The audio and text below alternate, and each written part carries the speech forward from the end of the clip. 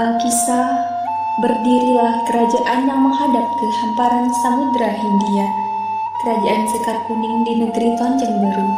Sang raja, Raden Panji Kusuma, juga dikenal dengan sebutan Tonjeng Beru, memiliki istri bernama Dewi Saranting. Keduanya terkenal rupawan.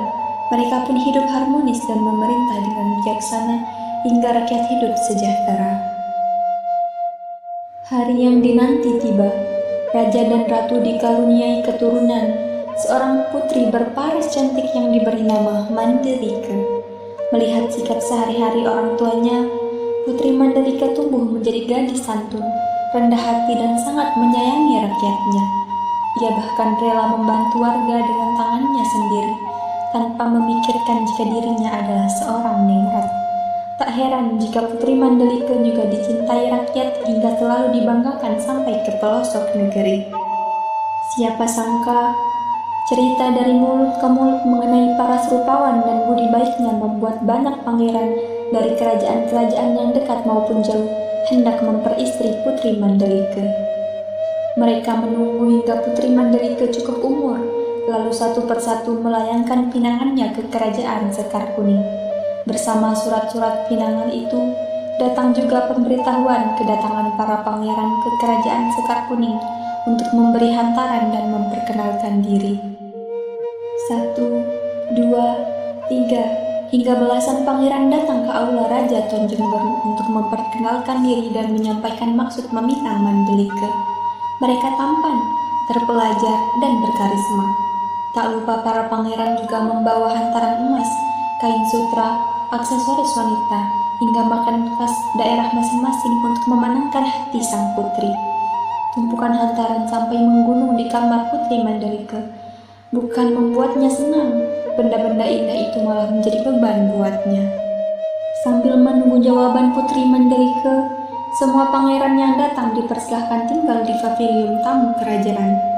Awalnya, pavilion itu sepi dan luas, tapi karena terus-menerus kedatangan tamu, pangeran beserta ajudan-ajudannya, pavilion tamu menjadi ramai dan tidak nyaman.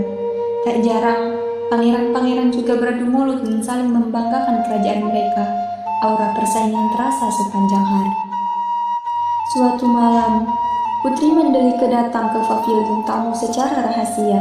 Ia ingin melihat para pangeran yang melamarnya, namun tak disangka saat kedatangannya itu, yang terlihat bukan karisma para pangeran yang menemui ayahnya di aula, melainkan sikap sombong dan kekanak-kanakan para pangeran yang sedang memuji diri sendiri dan merendahkan kerajaan lain.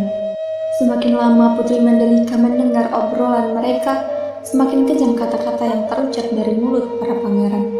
Mereka tak segan mengajukan ancaman perang pada kerajaan lain, apalagi jika sampai tak terpilih, mereka hendak menyerang kerajaan yang berhasil meminang Putri Mandalika. Ada juga yang akan mengajukan perang pada kerajaan Sekar Kuning jika sampai cintanya ditolak. Kecewa dengan apa yang disaksikannya, Putri Mandalika kembali ke kediamannya sambil menitikkan air mata.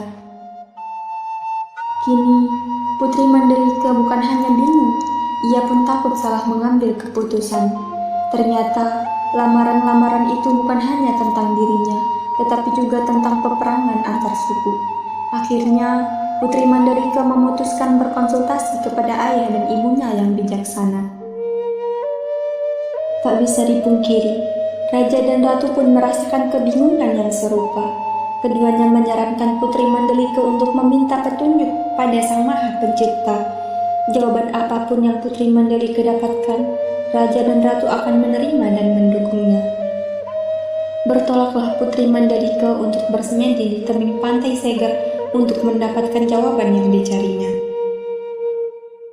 Setelah 3 hari bersemedi, Putri Mandalika mengundang para pangeran untuk datang ke tebing pantai Segar saat fajar pada hari ke-20 bulan 10. Pilihan waktu ini dianggap janggal hingga membuat banyak orang penasaran. Berita ini juga terdengar hingga ke telinga rakyat kerajaan Sekar Kuning dan kerajaan sekitar. Hari yang ditunggu tiba. Kawasan pantai Segar kini dipadati penduduk yang ikut penasaran akan jawaban Putri Mandalika. Sang putri tiba diiringi kedua orang tua dan pengawalnya sambil berjalan kaki. Ia terlihat mempesona. Wajahnya terlihat makin rupawan dalam balutan busana sutra warna-warni yang ia kenakan. Rambutnya panjang terurai di bawah mahkota. Matanya terlihat cerdas sekaligus teduh. Putri Mandalika menuju ke ujung tebing tertinggi sendirian, membuatnya terlihat di antara kerumunan orang. Saat sinar matahari menyinari dirinya, Putri Mandalika mengatakan dengan lantang jika ia menerima semua pinangan para pangeran. Pernyataan Putri membuat bingung semua orang. Katanya, jawaban itu adalah yang terbaik yang ditunjukkan Sang Maha Pencipta. Putri Mandalika diperlihatkan pandangan jika menerima hanya satu saja pinangan, perang besar akan terjadi. Putri Mandalika melanjutkan, katanya semua pangeran baik untuknya, tetapi para pangeran harus menjadi pemimpin yang lebih baik untuk rakyat, karena yang ia inginkan hanyalah kesejahteraan rakyat.